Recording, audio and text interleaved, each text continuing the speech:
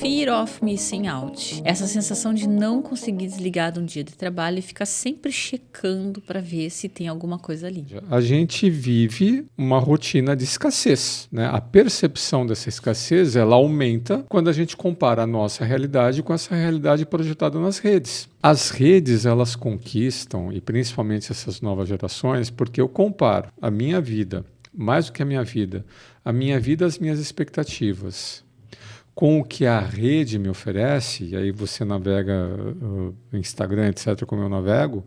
Da forma como tu fala, a gente teria um certo alívio de olhar as redes sociais, ou pelo menos o Instagram. É uma fuga da minha realidade. Mas aí que tá, eu tenho a impressão que virou uma fonte de tanta ansiedade. Mas aí é o efeito colateral, né? Não, eu acho que também tem a ver com o sistema de validação social contínuo. Porque na novela, tu é um espectador passivo. Tu estava olhando uma realidade desejada e no máximo que tinha na minha época, e eu sei que nós estamos só falando na minha época aqui. No meu tempo. Eram as revistas, tipo a Tititi, tinha as revistas de fofoca. Já chego lá. Sim. Então as pessoas podiam se inteirar com as histórias das estrelas globais e tu não ia te sentir uma M na tua vida, um vice-treco de subcoisa, para não usar um palavrão, Não. porque tu pensava, aquilo ali tá tão longe da minha realidade que eu não chego a me desconectar Então, e a quantidade da minha vida. Mas olha, a quantidade de estímulos era menor. Quantas vezes aqui nessa arena mesmo tu já falou quando tu era criança, tu ia para a biblioteca lá no Alegrete. Sim, porque e não se tinha o que fazer. enfiava nos livros.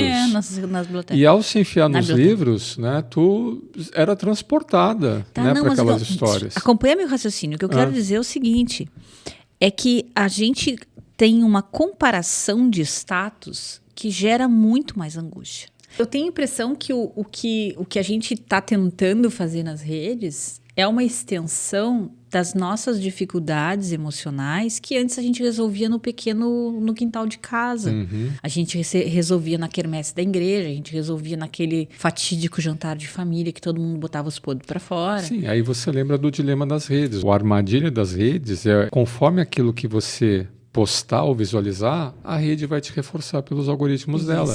Mas nós, seres humanos, somos muito adaptativos. A gente até emprestou aquela frase lá do poeta romano, né? Quem controla o controlador. Uma hora a gente vai ter que confiar nas pessoas. Então esse controle do controle aumenta a escala Richard lá, né? Da pressão, né? sobre as pessoas. E a gente sempre teve nas pessoas um mecanismo de resposta rápida às crises. O que a gente tem percebido é que essa dinâmica tem mudado bastante. A dinâmica dos processos, porque a dinâmica dos negócios está alterada, né? Então, tu pega desde que nós tivemos a pandemia, que houve uma aceleração definitiva, assim, muito forte, porque era o caminho das empresas sobreviverem, mudarem os seus processos de estarem fisicamente unidos ou juntos e passarem a trabalhar de forma remota. Então, só essa necessidade já gerou uma série de mudanças ou de avaliação para o futuro, né, para o horizonte que as empresas teriam. A habilidade das pessoas hoje em trafegar e ter empatia, ela é importante. É importante tu ter a empatia de entender aquela dor, aquela emoção que está ocorrendo naquele momento, mas ao mesmo tempo tu também te afastar para poder propor a solução e voltar para o equilíbrio de trazer... Recarregar essa energia. Exatamente, para tu poder, né, projetar um bom plano de ação. E a gente sempre se preocupou nisso. O próprio Qualictor, ele tem um módulo de gestão de problemas. Trazer para uma parte, né? Sim. O gestão de problemas, cada cliente ele pode escolher a sua metodologia para analisar aquela dor, aquilo que ele está passando naquele momento. E depois aquilo ali reflete num trabalho investigativo de causa raiz, né? Tenta achar as causas raízes disso, implementar um bom plano de ação, uma boa gestão da mudança, para que aquilo, né, tente não voltar a acontecer. Então, quando a gente fala de perfis dentro da equipe, assim, a gente toma... Claro que é importante ter pessoas com perfis analíticos, mas também ter as pessoas que olham com a experiência adquirida dessa análise de dores e emoções para justamente trazer essa experiência para o cliente. Quando acontece a crise e tal, o que a gente vai fazer? Não tem um robô, né? Não tem a solução. A gente precisa confiar na capacidade no tirocínio, na capacidade de adaptação e inovação das pessoas para tanto lidar com a crise quanto para as inovações, as rupturas do processo. E se a gente avança na tecnologia, né, colocando o controle do controle do controle, como é que eu associo essa questão da tecnologia com a autonomia das pessoas? Assim, pobres coitados que encenam para as redes sociais. Ficou um mal-estar tão grande dessas épocas de comparação. E na escola, as crianças compararam o que o pai fazia, o que o pai não fazia, a mala que você tinha, a mala que você não tinha. Mas é que, Sabe, tá, assim, mano, objeto isso de não bullying. é uma coisa que aconteceu e não acontece mais. O que eu quero dizer é que isso não apenas é uma necessidade humana, Então, como isso só se agravou com o tempo de hoje. Eu tenho uma teoria que não tem nada a ver com a parte psicológica e eu quero saber se tu me corrobora isso ou não, tá? Que eu acho que tem a ver com uma questão mais econômica. Da onde eu vim, aí pensando também nas minhas experiências lá no interior do estado, em Alegrete, o que eu dizia sempre que era muito interessante? A própria Praça Getúlio Vargas, vamos ganhar um hater alegretense. É com muito amor que eu conto isso, tá? Eu adoro lembrar dessas coisas e tenho um carinho enorme por Alegrete. Mas o que era a nossa vida na minha infância? A Praça Getúlio Vargas já era uma grande definição de status social. Então, tu tinha um lado da praça para as famílias, com a pracinha, que ficava bem na frente da igreja. Então, ali eram os casais com os filhos pequenos. Tu tinha logo na esquina seguinte o lugar das pessoas ricas, dos fazendeiros, que chegavam com suas caminhonetes, com a chave do carro era um brinco de vaca. Então, para mostrar, eu tenho vaca, né? Então, e aqueles caminhonetões na frente do grande clube lá do cassino da cidade. Então, se tu não era muita coisa, tu nem passava ali na frente, né? Porque não era pro teu bico passar ali. Tu tinha o outro lado, um lado da prefeitura, que muito pouca gente ficava. Eu, pelo menos, ali gostava porque tinha uma banquinha de revistas que eu gostava de ficar por ali. Era um lado mais neutro, assim, da ponta. E tinha o lado dos milico, porque em Alegrete tinha 7 quartéis. E ali era meio que o lugar, de fato, das meninas que querem ver os milicos que querem ver as meninas. Era um troço meio assim. Então, sabe assim, tinha uma divisão social. E, inclusive, os mais ricos e os mais pobres. E as pessoas não se misturavam muito. Eu gosto de ver o Badim, que às vezes comenta nas coisas da colônia, né? De que gente que tu é, né? Que o pessoal pergunta na Serra. E que tinha a ver com o sobrenome. Então, tinham alguns sobrenomes sobre os quais as pessoas entendiam que viviam em uma outra atmosfera, que essas pessoas contavam coisas que fizeram no exterior, vindas na capital, que seus filhos iam estudar fora, que os vestidos de 15 anos eram pagos em sacas de arroz. Pensa, né?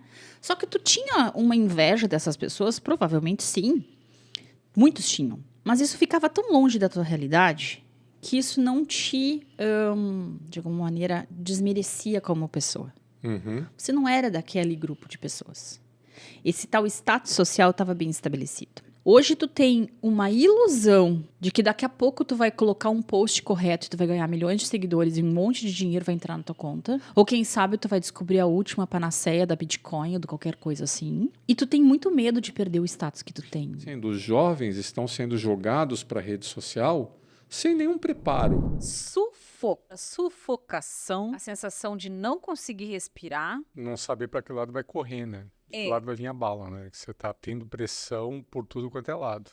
Eu não sei vocês, mas a gente está sentindo uma coisa de opressão mesmo do ambiente externo em relação ao mundo interno, né? Então, sabe assim, socorro, né? Para o mundo que eu quero descer. A gente vai precisar ter a tal da escuta que tu estava falando, ou ir atrás de pessoas que te favoreçam isso, para que você possa se conhecer e se investigar e saber para você, para tua história, para tua condição de vida, para o teu momento, para que lado tu vai. Isso aí.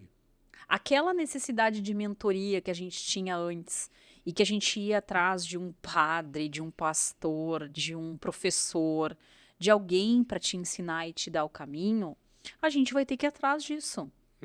na dimensão da onde você está, onde você estiver. Sempre vai ter pessoas que vão ter passado já por algumas coisas e que, quem sabe, podem te dar uma orientação. Mas não é a orientação de siga meu caminho.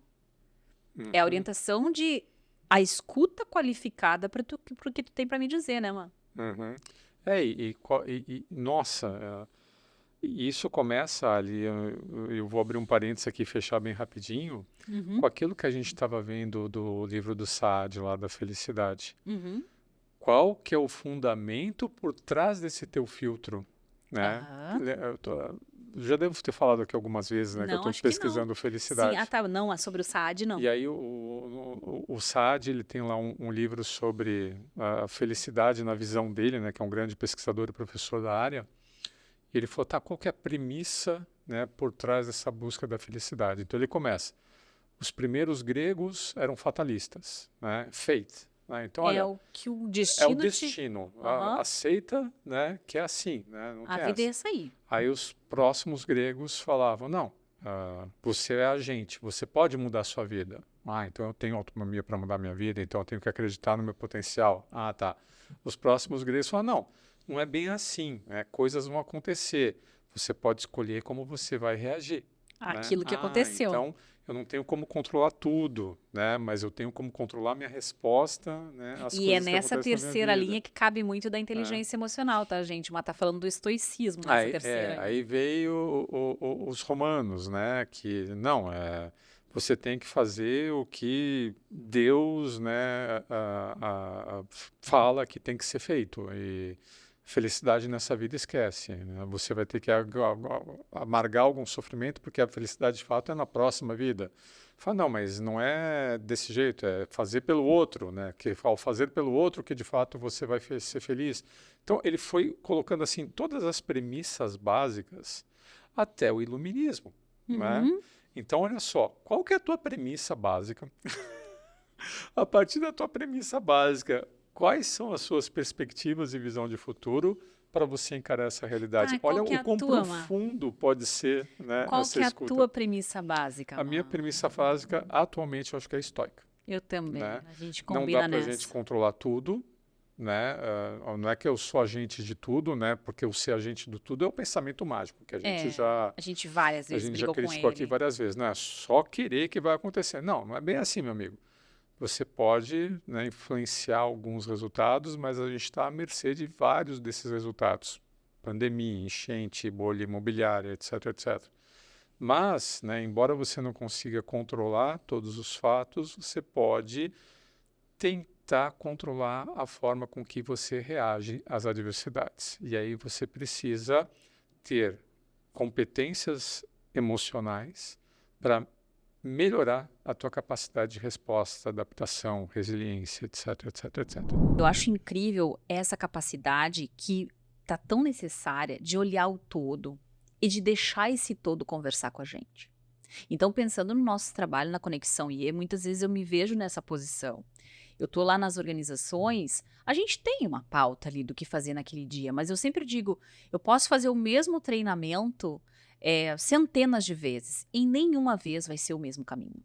Nós tivemos ali em 2020 vários aspectos astrológicos que explicam tanto a pandemia, mas um ponto de mutação. E a gente esquece das nossas necessidades, desafios, e que todo ser humano, há séculos atrás, antes de ter tanta luz ao nosso redor na noite, a gente chegava a um determinado momento que tu olhava para cima e tu te lembrava que tu tinha uma trajetória aqui, que tu tinha um tempo aqui. Na verdade, está acontecendo com a nossa própria natureza, que nós estamos vendo aí os efeitos que estão causando. As enchentes, as queimadas. Isso é uma desconexão.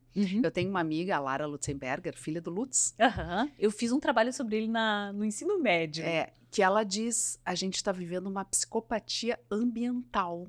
E isso está gerando déficit neurológico. Né? Isso já tem estudos comprovando esse déficit. Então, trazendo até, tu fez lembrar o mito da Deméter, trazendo um pouco de mitologia. Deméter é a deusa da agricultura.